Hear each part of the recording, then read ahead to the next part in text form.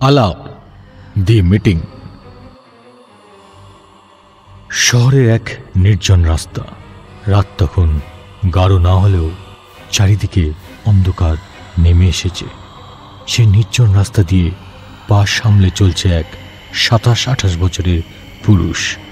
বেশ সুপুরুষ চেহারা, কিন্তু দেহের দিকে তাকালে আর্থিক অবস্থা বোঝা যায়। পা টলমল করছে, কেননা পেটে কয়েক পাত্র বাংলা জল পড়েছে।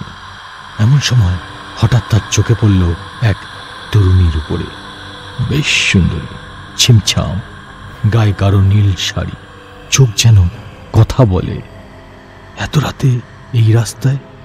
ছেলেটির বিকৃত মন তখনই ফিসফিস করে উঠল, এই তো সুযোগ। এগিয়ে মেয়েটিকে জিজ্ঞেস করল, রেট কত? মেয়েটি শুধু একবার তাকালো ওর দিকে, মুখে কিছু বলল না। কিন্তু ছেলেটি ছাড়ার পাত্র নয়। এবার একটু গলা ঝেড়ে বলল, কিরে, কত নিবি? মেয়েটি এবারও চুপ।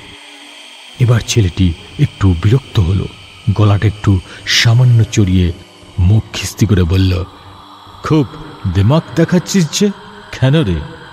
বড়বাবু ছাড়া দিস না নাকি? বলি মেয়েটি হাত ধরে এক টান মারল। মেয়েটি কিছু বলার আগেই ওর মুখ হাত দিয়ে চেপে ধরল ছেলেটি। এমন শিকার কেউ ছাড়ে নাকি? জোর করে টেনে মেয়েটিকে নিয়ে গেল শহরের এক অন্য প্রান্তে, পুরনো বহু বছর আগেই পরিত্যক্ত একটি বাড়িতে। বাড়ির দেয়াল ভাঙাচোরা, জানালার কাচ অর্ধেক ভাঙা, ভেতরে অদ্ভুত স্যাঁতস্যাঁতে গন্ধ। সেই অন্ধকার ঘরে মেয়েটিকে ফেলে দিল সে। ছেলেটি তখন সম্পূর্ণ পশুর মতো আচরণ করতে শুরু করল। মেয়েটি ভয়ে কাঁদছিল। ছেলেটি এবার মেয়েটির উপরে চড়ে বসল। আর সেই সময় হঠাৎই একটা অদ্ভুত ঘটনা ঘটল। মেয়েটির কণ্ঠস্বর বদলে গেল। সেই কণ্ঠে আর কোনো ভয় নেই, বরং তীব্র ক্রোধ। ছেলেটিও কেমন যেন ভ্যাবাচাকা খেয়ে বসল। কিন্তু কেন? কি হয়েছিল সেদিন? হ্যালো বন্ধুরা, আমি অমিত হাজির হয়েছি অডিও টক উইথ অমিতের আরেকটি ভয়ের গল্প নিয়ে। এবারে গল্প আলাপ, দ্য মিটিং। পশ্চিমবঙ্গের এক ছোট শহর। শহরটা বড় নয়, তবে গলিগুজির মধ্যে ছড়িয়ে থাকা অন্ধকার যেন প্রতিটি মানুষের মনে জমে থাকা গোপন ভয়কেও প্রতিফলিত করে। সেই শহরে এক কোণে থাকে রনি, একজন নিম্ন মধ্যবিত্ত যুবক। বাইরে থেকে তাকে সাধারণ মনে হলেও ভিতরে সে এক অদ্ভুত অন্ধকারে ভরে আছে। মানসিকভাবে অসুস্থ রনির মনের গভীরে জমে আছে অমানবিক লালসা। মাঝে মধ্যেই সুযোগ পেলে সে মহিলাদের গোপনে আঘাত করেছে, নির্যাতন করেছে। নিজের বিবেকের কাছে সে অপরাধী হলেও ভিতরের বিকৃত আনন্দ তাকে বারবার ঠেলে নিয়ে যায় অন্ধকারের দিকে।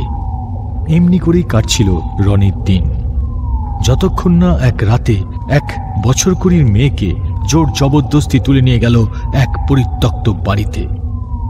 সবে মেয়েটিকে মেঝেতে ফেলেছে রনি। মেয়েটি হাঁপাচ্ছে, আর রনির চোখে মুখে ফুটে উঠছে অজানা আনন্দ। এবার সে মেয়েটিকে আরো বেশি করে কাবু করার চেষ্টা করল। বাধা সে আসবে সেটা রনি জানত, কিন্তু এমন কত বাধা বিপত্তি ও ফুট করে উড়িয়ে দিয়েছে। এক হাত দিয়ে মেয়েটির বাঁ কাঁধে জোরে চাপ দিল রনি, আর অন্য হাতটাকে শটান চালান করে দিল মেয়েটির কাপড়ের তলায়। এবার কোথায় যাবি? মনে মনে নিজের প্রশংসা না করে পারে না রনি। কিন্তু এ কি? ধীরে ধীরে মেয়েটির চোখের মনি লাল হতে শুরু করল, ঠোঁট থেকে রক্ত ঝরল। মুহূর্তে তার চেহারা রূপ নিল এক বিভীষিকাময়ী। চুলগুলো উড়ে উঠল বাতাস ছাড়াই। ঘরের কোণে কোণে শীষ দেওয়ার মতো অদ্ভুত শব্দ ভেসে উঠল। রনি স্তম্ভিত, তার বুক ধড়ফড় করছে, শরীর কাঁপছে। কিন্তু ভয়ঙ্করী সেই নারীর রূপ আর সময় দিল না। মুহূর্তেই সে ঝাঁপিয়ে পড়ল রনির উপর। নখ দিয়ে ছিঁড়ে ফেলল তার গলা, দাঁত দিয়ে ছিঁড়ে নিল তার বুকের মাংস। তীব্র যন্ত্রণাতে রনি চিৎকার করছিল, অথচ সে চিৎকার বাইরে পৌঁছাচ্ছিল না। কিছুক্ষণ পর বাতাস ঠান্ডা হলো, গাঢ় অন্ধকার নেমে এলো। ঠিক সেই মুহূর্তে রনির হঠাৎ ঘুম ভেঙে উঠল। বিছানায় ঘেমে ভিজে গেছে তার শরীর। সে বুঝল সবটাই ছিল এক দুঃস্বপ্ন, কিন্তু সেই স্বপ্ন তাকে আর স্বাভাবিক থাকতে দিল না। রাতের পর রাত সে ঘুমোতে পারল না। চোখ বন্ধ করলেই মেয়েটির সেই ভয়ঙ্করী চেহারা, সেই রক্তাক্ত দাঁত, সেই শ্বাসরুদ্ধকর শব্দ কানে বাজতে থাকে। দিনের শেষে কারোর সঙ্গে কথা বলতে পারত না, মুখে কথা এলো বের হতো না। চারপাশের মানুষ বুঝতে লাগলো রনির কিছু একটা ঘটছে। দিন গড়ালো। একদিন রনি অকারণে বেরিয়ে পড়ল শহরের এক অচেনা গলির দিকে। হঠাৎই দেখতে পেল রাস্তার মোড়ে ভিড় জমেছে, মানুষের কোলাহল, যেন কোনো ভয়ঙ্কর কিছু ঘটেছে। ও এগিয়ে গেল। ভিড় ঠেলে যখন সামনে এলো, তার চোখ হঠাৎ স্থির হয়ে গেল।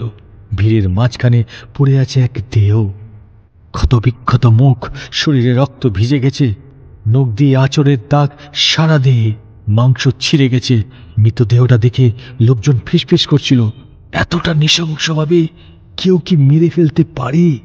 রনি প্রথমে ভাবল, কে হতভাগ্য, কে ঘটালো এমন ঘটনা? কিন্তু তারপর তার চোখে পড়ল সেই দেহের বাঁ হাতের দিকে। আরে ঘড়িটা কেমন চেনা চেনা লাগছে না? আরো একটু কাছে এগিয়ে গিয়ে দেখতে গেল, আর সেই মুহূর্তে তার বুক ঠান্ডা হয়ে গেল, কারণ যে দেহটা পড়ে আছে সেটা তারই দেহ। রনি স্তব্ধ হয়ে দাঁড়িয়ে রইল। চারপাশের শব্দ, মানুষের ভিড়, কোলাহল সব যেন দূরে মিলিয়ে গেল। তার মাথার ভেতরে শুধু একটা শব্দ বাজতে লাগলো, সেই দুঃস্বপ্নের ভৌতিক হাসি। শহরের বাতাস হঠাৎ ভারী হয়ে উঠল। রনি বোঝার চেষ্টা করছিল সে কি এখন বেঁচে আছে নাকি অনেক আগে মরে গেছে। সে কি স্বপ্ন দেখছে নাকি স্বপ্নই তাকে গিলে ফেলেছে। অন্ধকারে হঠাৎ এক ঝাপটা হাওয়া এলো, আর সেই হাওয়ার মধ্যে আবার শোনা গেল মেয়েটির কণ্ঠস্বর, আমি তোকে ছাড়িনি রনি, এবার তোর পালা শেষ। রনির চোখ খোলা হয়ে গেল, আর কোনো শব্দ, কোনো আলো, কোনো কিছুরই অস্তিত্ব রইল না। এখানেই থেমে গেল রনির গল্প। চলি বন্ধুরা, আবার দেখা হবে আর এক শনিবার অন্য কোনো ভৌতিক গল্প নিয়ে। গল্প হলেও যা সত্যি। দেখতে থাকুন, শুনতে থাকুন ওপারের কথা, আর করুন like, share and subscribe. Tata.